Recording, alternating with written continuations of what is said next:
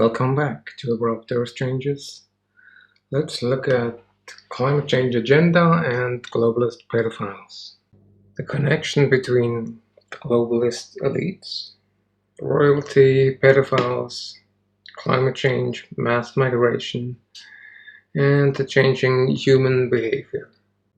This video is partly based on a video by the German investigative journalist Oliver JANICH. Since half of the population is suddenly turned to conspiracy theories regarding the Jeffrey Epstein's death, let's look at some conspiracy facts. And then also why so much of this coming to light just now. At the very possible eve of the next grand solar minimum, is there a connection? Well, let's start with Greta Thunberg, the poster child of the globalist climate change lobby. The ones who advocate that climate change is man-made by CO2. So Greta is sailing across the ocean to the next climate summit in New York. And millions of people still believe that she is just a little girl who protested so convincingly with her little cardboard poster that the global elites just had to listen to her. And thus she forced her way into speaking at the UN, at the EU, at the World Economic Forum in Davos, and national parliaments. In fact, Greta is sponsored by these globalist elites, including European nobility. What she demands is exactly what the globalists are demanding. Ingmar Renshoek, the PR expert and founder of the company We Don't Have Time, who brought her to fame, has been friends with her mother before the protests. And you can read in detail how her connections, her family are well connected and are profiting from her success.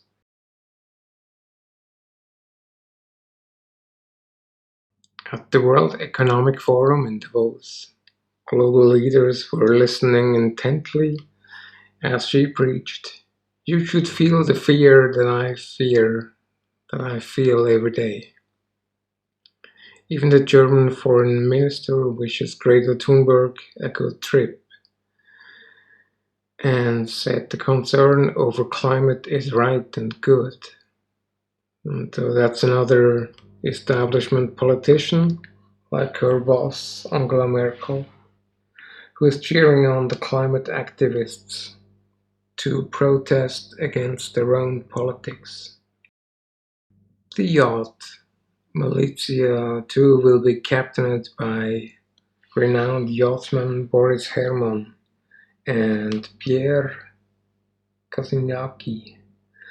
He's the grandson of Monaco's late Prince Rainer III and actress Grace Kelly. The boat, too, was once named the Edmund of Rothschild, after the financier, baron, and founder of the fleet of racing yachts. So in short, she is being chauffeured by a Rothschild yacht, captained by a prince, and cheered on by almost every politician and elitist public opinion leader, pretty much all except Trump.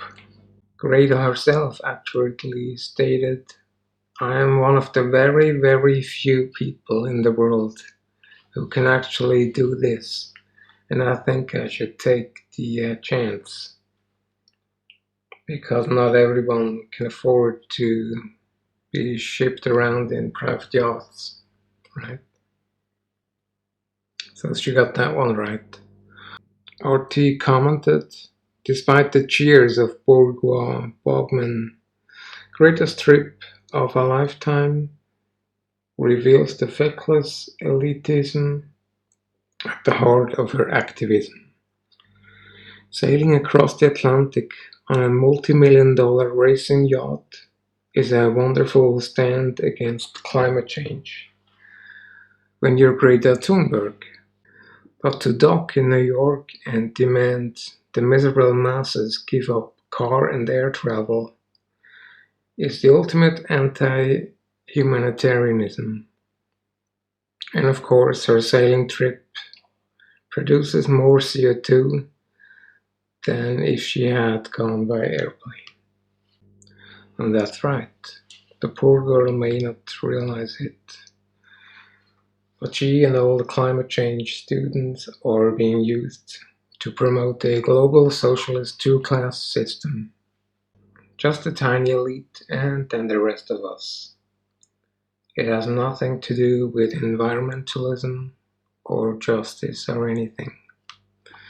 When Angela Merkel says gasoline cars will be outlawed in a few years and self-driving will be allowed only with government permission in 20 years, what she means is not in the future you will be chauffeured by your fancy Tesla as you sleep. Renewable energies don't work. It's time to simply ask ourselves, after 30 years of the biggest government subsidies program in history, which technology has ever worked sustainably after it needed more and more subsidies every year for many decades? The German Green Party demands to ban all combustion engine cars by 2025. Just as it is planned in France and Great Britain by the year 2040. No one has proposed any idea with what kind of magical alternative energy the new cars will be powered. In short, what they are really saying is, you will not be driving or flying, and we tell you what you can eat and when you can heat your home, or if. Now, what does the European nobility and pedophiles have to do with all of this and with the climate change agenda? The Club of Rome is a think tank that promoted the false doctrine that climate change is man-made for many decades.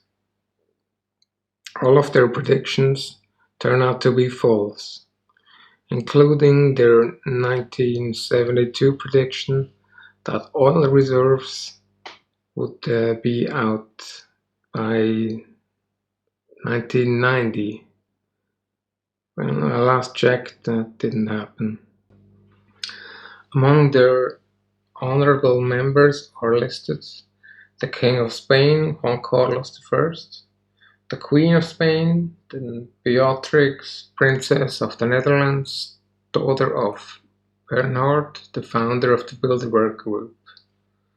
The latter group just gathered in Switzerland a few months ago to converse on migration and climate change, in secret of course, with several royals among them, including King Willem Alexander of the Netherlands. Prince Charles, an adamant advocate of the anthropogenic climate change doctrine, said last month, "We have 18 months to save the world." That in front of the Commonwealth leaders. Prince Charles was also close friends with child-killing pedophile Jimmy Savile. Even in and out of Buckingham Palace. And also friends with former Prime Minister Sir Edward Heath, who is also under official investigation over allegations of child abuse. Savile was revealed to be not only abuser and murdering of children himself, but also procured children to the elite pedophile rings. A man like Charles, who says he had no idea that a trusted friend of his for decades was having sex with their children. Why would anyone trust the prince's opinion or moral judgment on climate change or anything else for that matter? Prince Philip, the Queen's consort, age 88, was quoted in The Guardian: "In the event that I reincarnate, I would like to return as a deadly virus to contribute something to solving overpopulation." 1988. The Clintons are advocates of the climate change doctrines as well. Billy flew at least 26 times on Epstein's private jet, Lolita Express. Epstein is donor of the Clintons. Who knows whether Billy posed for the drag queen portrait in Epstein's office. The Clintons, Bush, Epstein were also on the Council of Foreign Relations. Unsealed documents reveal the link between Epstein's sex slave and Al Gore. Prince Andrew, brother of Prince Charles, is named in Epstein's court documents, where it is alleged that he groped young women's breasts at Epstein's house. Now, the Princes William and Harry allegedly were on one of Epstein's estates when they were children themselves, according to court documents also. Their bodyguard had to take them there. With few exceptions, all of the powerful people on Epstein's list and in Epstein's pedophile ring promote the climate change agenda, the doctrine of man-made climate change, including, of course, Al Gore, as mentioned. So they are lecturing the lower population about man-made climate change. To save the planet, they instill self-loathing into the Western populations and instigate authoritarian deindustrialization of the West, and only of the West. These are the people who, like Prince Philip, want to exterminate or massively reduce the world population. They are outspoken eugenicists. Do you want to be lectured about the environment and ethics and values by elitist pricks who hate humans? As expected, these international power brokers' concern about the Earth is nothing but hot air. For instance, Prince Harry claims he wants to have only 2 kids because of climate change, but then attempts an eco-event pact with private jets. And the German Green Party representatives cause more flight travel miles than all other parliamentarians. And one of them had the guts to say, well, if I don't fly, then there's an empty seat. So that's how they think about us. And of course, it's okay when they fly too, with 114 private jets to a climate fundraiser. But if you take a hot shower, then you're responsible for the end of the world. Now, here are some more population reduction quotes from primarily left-wing globalist elitists, but also right-wing, of course, conservatives and all the rest.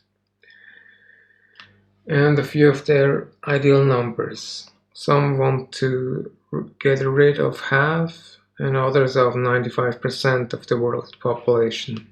CNN founder Ted Turner is not a nobleman, and he is not directly implicated with the Jeffrey Epstein pedophile ring, as far as we know, yet. But he is the chairman of the United Nations Foundation, has 7 kids himself, with a fleet of private jets.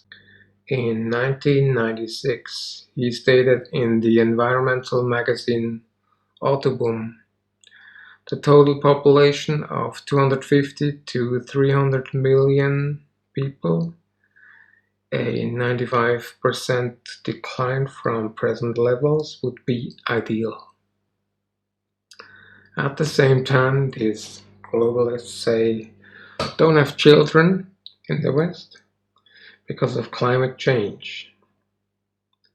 On the other hand, they say Europe needs more immigration to replace the aging population. This potent contradiction proves all of this is either not about saving the environment or not about saving refugees.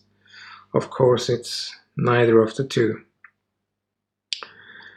The same phenomenon of allegedly well-meaning public protesting for the agenda that has been rammed through by the globalist elites at all costs applies to the establishment's position on refugee politics and mass migration into Western countries. All the institutions and persons promoting the anthropogenic climate change agenda are also in favor of more mass migration into Western countries. The UN has long planned to resettle 70 million migrants into Europe under the strategy of replacement migration.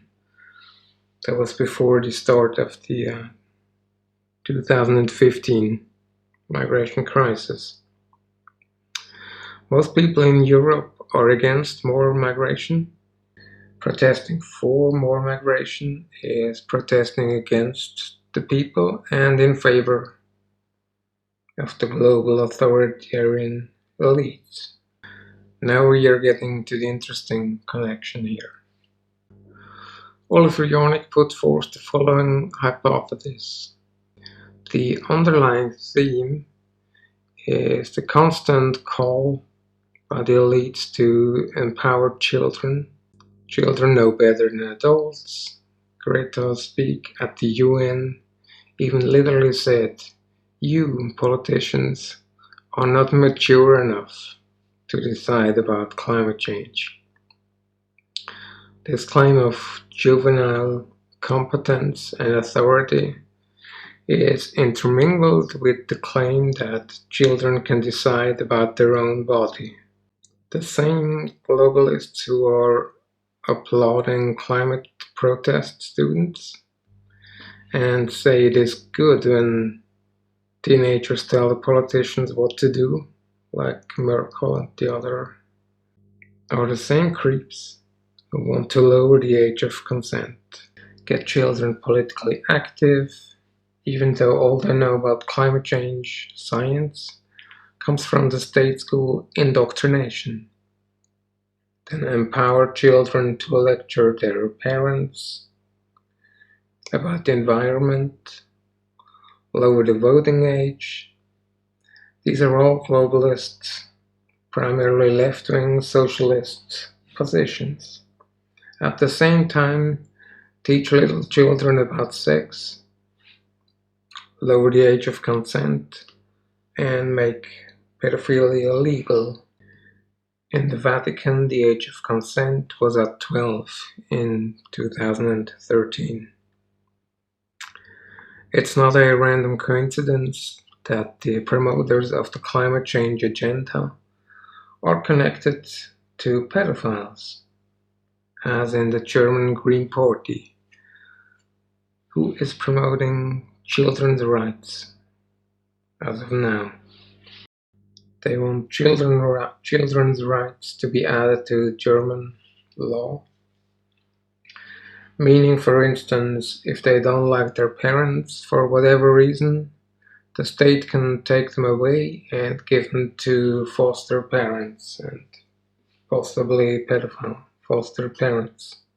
So here are some of the primarily left-wing elitist efforts to normalize and legalize pedophilia. See also EU making pedophilia legal. A leaflet is circulated in Germany and the EU to gradually legalize pedophilia. The leaflet is a publication of a German government's children department and is distributed by the millions, free of charge. The pamphlet advises parents to permit young children unlimited masturbation, except when physical injuries become apparent. For the age of 4 to 6, the booklet recommends teaching children the movement of copulation. In Switzerland, a similar program announced to teach masturbation for kindergartners, and then 12-year-old students are to be watching porn movies with their teachers in class, as demanded by the Young Socialist Party of Switzerland. The Swiss Federal Ministry of Education declared the child is a sexual being. A dossier on pedophiles, allegedly associated with the British government, was assembled by the British Member of Parliament Geoffrey Dickens, who handed it to the then Home Secretary Leon Brittan in 1984. The whereabouts of the dossier is unknown, along with other files of organized child abuse. Now let's look at some details of the Dutroux scandal in Europe, child rape and child murder affair in the 90s, where high-ranking politicians were implicated. This is not directly connected to climate change alarmists, but we find the usual suspects in there. In 1995, when 2 8-year-old girls were kidnapped, Dutroux, a convicted sex offender, was a prime suspect from the start. Yet he wasn't arrested for 14 months. By that time, 4 of the captives, including the 2 girls, were dead. Since his arrest, 20 potential witnesses connected with the case had died in mysterious circumstances, fueling suspicions of a cover-up reaching the highest levels. Here from a special report, The Truth Dies in Darkness. Dutroux. The Dutroux affair was rather validated by the extreme suppression of evidence in what many have called a cover-up perpetrated by the Belgian establishment. It took almost a decade for the Belgian legal system to convict Marc Dutroux for the mid-1990s kidnapping and rape of 6 girls, 4 of whom were murdered. The case was infamous for an inexplicably high number of mysterious deaths, suppression of evidence by the police, and numerous accounts from witnesses to extreme abuse perpetrated by a well-connected, violent pedophile ring. Dutroux and his counsel consistently alleged that he had abducted and abused girls with police help as part of a children trafficking and abuse network connected to the elite of the Belgian establishment during his criminal proceedings. The claims were discussed by the Washington Post, who also noted that the police have said Dutroux was part of a child prostitution ring that may also have been responsible for several other disappearances still unsolved. They wrote that Dutroux's gang allegedly offered to buy young children for $55,000 apiece. And Dutroux also lived on welfare and owned 10 houses. And that didn't raise any suspicion, apparently. Back in the 1990s, most people did not know or care about any of the details involving political establishment in the Dutroux affair. So that was easily brushed over, and there was no internet back then. Well then, why is all of this coming to light just now? And why are even the most authority-trusting, docile citizens starting to ask questions and harbor conspiracy theories about Epstein's death and his high-ranking connections? One possibility is, of course, that it's just a random coincidence. Another is someone, maybe connected to Trump, is trying to clean up the mess from the inside, also forcing the establishment media to talk about it. Yet another is human behavior is indeed changing, as would be expected. In the next couple decades from now on. In my book Solar History, I was able to prove empirically that almost all the wars and genocide take place during Grand Solar Maximum, and only a few in Grand Solar Minimum. More exactly, the correlation coefficient of anthropogenic death rates per decade and Grand Solar Maximum conditions is R equals 0.9, a very strong correlation. In fact, the relationship between the social behavioral changes and solar activity is more significant and predictable than the relationship between climate temperature changes and solar activity, meaning it's easier to make predictions on the human behavior than on climate and weather for a grand solar minimum. Not only were most mass killings committed during these grand solar maxima, but the corresponding uprisings and revolutions mostly ended up in collectivist totalitarian systems that appeal to group hysteria, violent mob rule, and imperialism. On the other hand, grand solar minima with low solar activity are times of relative peace, rationality, invention, and improvements in the protection of human rights. And this is in spite of a general climate decline, harvest failures, and population reduction. The crucial phase of the Renaissance, the Enlightenment, the Industrial Revolution, all unfolded in grand solar minima, the bad weather periods. Today, solar activity is again dropping rapidly towards at least Dalton minimum levels, and we have very likely entered the next grand solar minimum. So even NASA is now listening to us and partly predicted the lowest solar cycle in 200 years.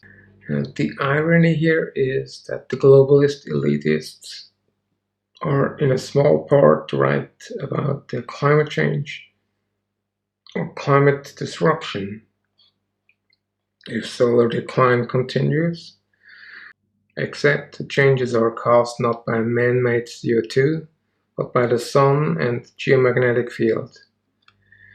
And the long-term result is global cooling. But first, it manifests in climate variability, up and down, what we see right now. Also, if the conditions are prolonged, population numbers will decline to some extent. Most of the symptoms of the grand solar minimum can be solved as the results of anthropogenic climate change, except that long-term cooling. Now, if the trends of at least the last 1,000 years continue, humans on the whole will again gain in rationality, reason, and altruism, which makes them less susceptible to propaganda and illegitimate mob rule.